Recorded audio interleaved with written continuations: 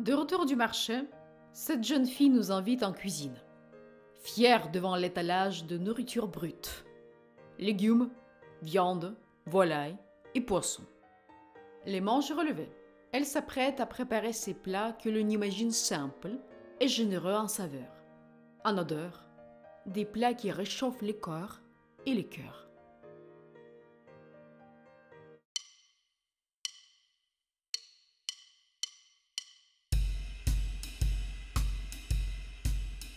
Je m'appelle Pierre Cook, mais dit Pierrot de Lille.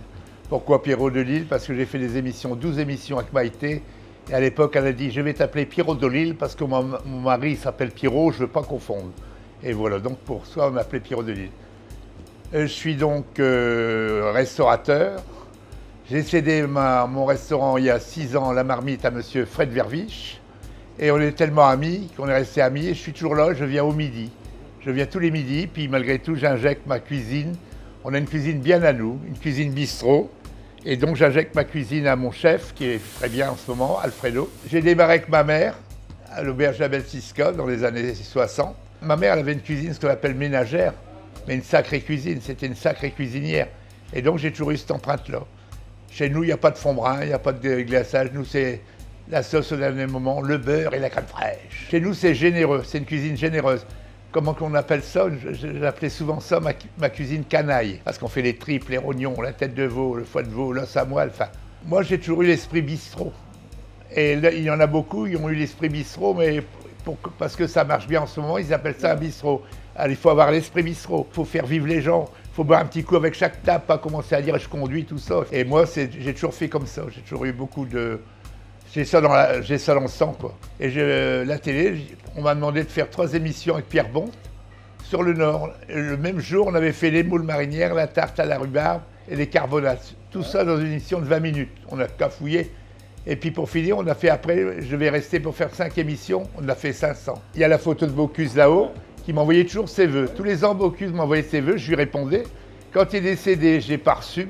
Quand j'ai envoyé les miens, j'ai pas reçu de nouvelles. Mais ça, c'est l'Empire Bocuse quand même qui continue. Et j'ai eu une fois un article dans La Voix du Nord comme quoi qu'à 83 ans, Bocuse, il était toujours dans sa cuisine. Et j'avais dit, j'espère être comme Bocuse. Maintenant, je n'ai 75 seulement. J'ai fait 19 ans une émission Goûtez-moi ça.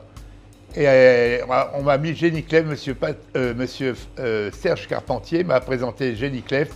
Il dit, tu as besoin d'une mamie avec toi qui te fait à manger et qui te dresse comme si c'était ta grand-mère. Et c'était Génie Clèves.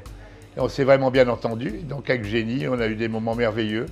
Elle est décédée l'année passée, mais elle est toujours dans nos cœurs. J'ai eu la chance, j'ai eu une époque où c'était formidable. J'étais bien avec le chef de gendarmerie, j'étais bien avec tout le monde, et puis surtout avec le patron de l'UGC.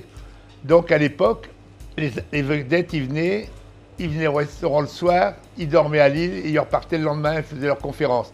Maintenant, il y a un petit problème, c'est qu'avec les TGV qui vont bien, ben les gars, ils viennent le soir, ils viennent l'après-midi à 5 h, ils font leur conférence à 8 h et ils repartent au TGV dans 11 h vers Paris. Hein?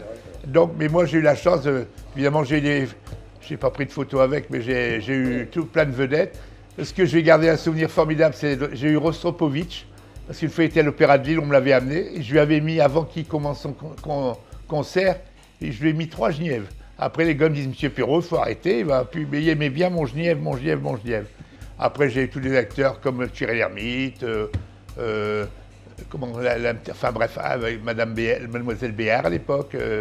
Disons, quand on a fait la télé, évidemment, je dis toujours en riant, moi je ne suis pas un grand chef, mais j'ai du bon blablabla. Parce qu'il y a un moment, j'avais été président d'Eurotoc du Nord-Pas-de-Calais, et donc j'avais été voir tout le monde. Puis c'était facile parce que quand j'allais voir un gars pour être astri, il faisait une émission avec moi.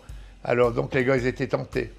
Et puis, mais malgré tout, j'ai toujours été à l'aise. Et puis, il faut avouer que j'ai toujours appris mon métier, mais j'ai souvent été dans les restaurants. Il y a une cuisine, et en ce moment, bon, je ne vais pas dire c'est pour les bobos, mais il y a des gens qui ne suivent que ça, que de la cuisine comme ça. Mais moi, j'ai toujours ma cuisine à moi.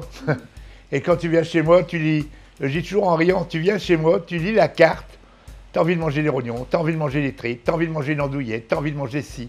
Hein? Alors qu'un gastro, des fois, tu lis la carte 3 fois, parce que tu demandes ce que tu vas manger tellement... Il y a du réglisse, il y a ci, il y a des bulles, il y a des bazars, il y a de la mousse, de lait. Hein. Et ben, nous, on a une cuisine, quand tu vois la carte, déjà là, les gens y ont envie de tout tellement il y a le museau. Puis on a une grande carte, nous.